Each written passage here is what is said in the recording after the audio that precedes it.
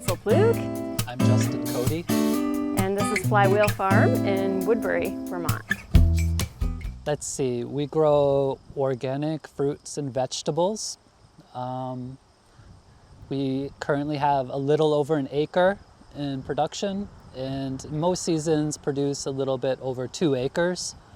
Our markets are the food co-ops in Hardwick, Plainfield, and Montpelier, as well as some sales to a regional distributor. Major crops: scallions, broccolini, salad mix, peppers, strawberries. Yeah, beans, lots of beans. Yeah. This is our 10th season. We're under 50K. When we started on the land, there was only the old barn and the old farmhouse, and there were no other structures or water or electricity. And when we were starting out and making decisions about what to spend our money on and what we needed to invest or build in, it was encouraged that we keep things cheap for the time being. So we didn't pour a slab or anything like that to build on. We just sort of build it with sticks. It's what we're encouraged to do, and it has worked pretty well. Yeah. So, yeah. We started with an 8x8 like woodshed design, basically. Yeah, and then that's kind of the modular unit that we added onto. 8 by 30, and then a 4 foot by 30 long deck along the outside of it. This is the original building here, inside of which we have the prep table and the sinks and the greens processing spinner. Yeah, so there weren't any walls on this the first year we built it. It was just like this space with a shelf and sinks and a roof. And then we added the cooler over here. And since then we've built this part, which is box storage and just extra room. And then the deck out here, which is outside processing for scallions or roots, and then storage of all our containers. So it's really opened up the space. And that's kind of where we're at now. All the dirty stuff comes in this way and either gets processed here or comes in through the sinks.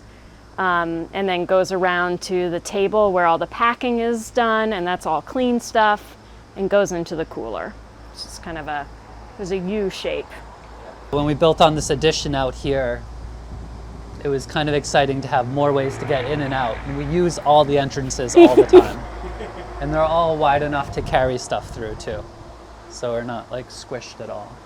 One thing that that we incorporated into the addition was like a long sort of pit underneath this deck that the wash water flows down into and then percolates down through the gravel. Previously, it was just kind of running out into the grass and making a wet spot there. It's nice. We don't ever have to encounter that anymore. Nice. The deck has been nice too. Previously, it was pallets out here. Yeah. And they're just like ankle breakers. So now everything sits up on a nice flat, even surface. It's really stays clean, up out of the grass and the dirt. So I think that's really nice. And recently, I think previously we had a lot of tools that we used in farming, like wheel hose and rakes and stuff on this wall out here. And this spring we built a tool shed and moved all of those tools, and now we just have like our harvest tools here on the pack shed. So it also helps keep things clean and sort of a little more organized and less cluttered. We use a lot of recycled and used boxes, so just being able to have clean ones, undercover, organized, readily accessible. You didn't like go out and try to find the right box, like they're all right there. And just having it like all part of one building And then, yeah, and then this deck really, like, just being able to have things up off the ground at the same level, everything's at the same level. There's a lot more space, but it's also all readily available, which is really helpful. The space is good too, yeah, with our extra help, with having 3 people in the space. Yeah. When there was a wall there, it was kind of It's a tight. little tight in there with 3 adults in the space. And so this has really opened it up, made it a lot easier to work in. Yeah, the nice thing about a small space is that you kind of do have to keep it organized. Yeah. Like the cooler, like we go through the cooler regularly because we have to. Yeah, sometimes I think about maybe extending the roof a little bit further so that all of this stuff is out of the rain. We have had issues with birds getting in there, so like we may, I don't know, like There's some we've bird netting. done some bird netting up there and some fencing, but that might be something worth doing. Yeah, I mean the original building was like around $4,000. $4,000 with Like some like this and the cooler. definitely getting like secondhand things too, like Right. shopping for bargains for materials. Yeah. That was the case. But the whole addition was new lumber. Right.